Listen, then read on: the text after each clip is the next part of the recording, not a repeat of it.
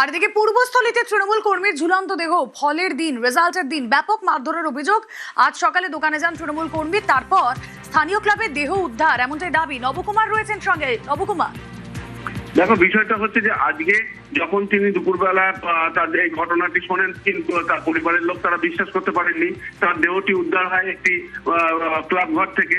তার কারণ হিসেবে জানা যায়, তার নিজের ভাই জানাচ্ছেন যে বিষয়টা যে কয়েকদিন আগে যেদিনকে রেজাল্ট বেরোলেন সেদিনকে বেলা 12টার পর থেকে সদ্য নাকি বিজেপিতে জয়েন করা লোকজন তারা রীতিমতন ভাবে তাকে মারধর করে, এবং কারণ হিসেবে জানা যায় যে তাদের সাথে তাদেরই এলাকার যারা লোকজন ছিল তারাই এই ঘটনার সাথে জড়িত।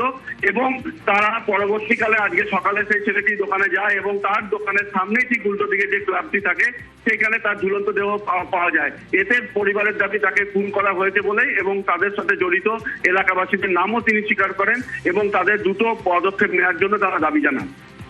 ওকে। তৃণমূল করার অপরাধে ওকে আজকে জীবনটা দিয়ে দিতে হলো। তো কোনোদিন অন্যায় করেনি। যেদিন রেজাল্ট বেরোলো, রেজাল্টের পরে ওর বাড়িতে 30 থেকে 35 জন গিয়ে হামলা করেছে। 3 দিন ধরে দাদা বাড়িতে শুধু টর্চারিং হয়েছে, প্রচুর মারধর করেছে ওকে। দুপুরবেলা দাদাকে থাকাতে একা ডেকে নিয়ে গিয়ে ওকে ক্লাবের মধ্যে মেরে ঝুলিয়ে দিল। আর কিছুই না, মানে যারা নতুন নাম লিখিয়েছে তাদের তো দেখাতে হবে যে আমি বিজেপি করি। ওর শুধু অপরাধ একটাই, তৃণমূল করতো, তৃণমূলকে ভালোবাসতো।